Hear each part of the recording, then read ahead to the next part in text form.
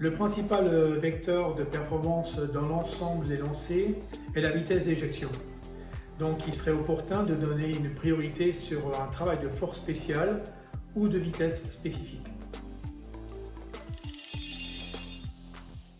Pendant cette phase préparatoire, il sera indispensable de choisir des exercices variés qui permettent de solliciter la ceinture scapulaire et la ligne d'épaule. Barre, élastique, haltère, medicine ball, TRX et des étirements pour gagner en amplitude. Une fois que cette phase préparatoire a bien été effectuée en amont, on peut désormais se focaliser sur le travail de la force spéciale. Et là, le corps va pouvoir accepter les tensions musculaires, les intensités et les contraintes mécaniques liées à ce travail de force spéciale.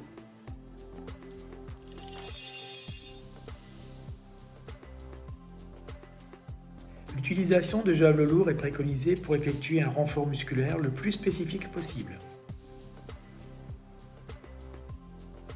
Dans le cadre d'un travail de la force spéciale, les formes d'éjection du type lancé en fouetté à deux mains avec des poids ou des medicine ball sont très intéressantes.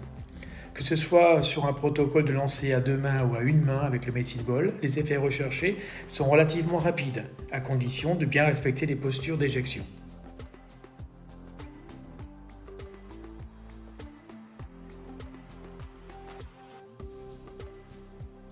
Les exercices avec les balles lestées lourdes, supérieures aux engins de lancer, sont vraiment le fond de travail de la force spéciale.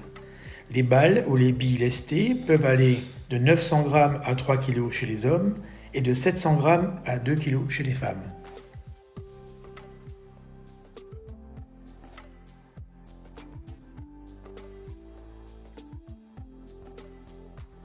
Le sac lesté permet d'augmenter l'amplitude du plan de frappe tout en optimisant le renfort musculaire spécifique.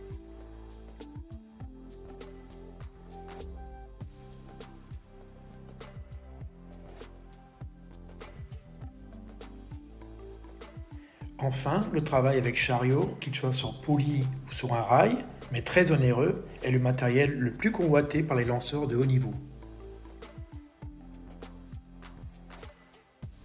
Le travail de cette force spéciale se fait généralement pendant la période pré-compétitive.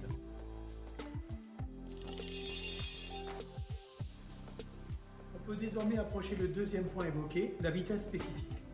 Alors, ce type de travail se fera généralement pendant les périodes de compétition. Alors, concernant l'amélioration de la vitesse spécifique, à l'inverse de la force spéciale, il suffirait de lancer des engins plus légers que ceux pris lors des compétitions afin d'obtenir les effets recherchés. Améliorer cette qualité de vitesse gestuelle. De plus, en prenant des javelots plus légers que ceux pris lors des compétitions, l'avantage c'est qu'on est à 100% sur la technique. Et là, on peut vraiment optimiser dans la gestuelle spécifique la vitesse d'éjection. Pour être à 100% sur la technique, il faut simplement utiliser des javelots au poids inférieur à ceux utilisés en compétition.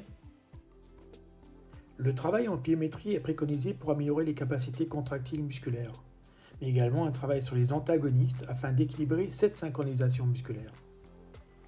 Vous pouvez également varier les plans de frappe, comme ici en bras roulés, à grande vitesse. Le travail d'éjection avec balle ou bille légère est la situation d'entraînement la plus adaptée pour optimiser les vitesses d'éjection. Il permet un recrutement maximum des fibres musculaires rapides. Vous pouvez utiliser un radar pour évaluer ces vitesses d'éjection. Pour résumer, le travail de la force spéciale et de la vitesse spécifique est essentiel. Ces formes de travail peuvent être isolées selon la période d'entraînement, mais également combinées pour rechercher un effet de travail contrasté. En combinant ces deux principes d'entraînement, l'objectif est d'améliorer la puissance d'éjection de l'athlète, en tenant compte d'une part de son âge, de son niveau et bien entendu de sa singularité.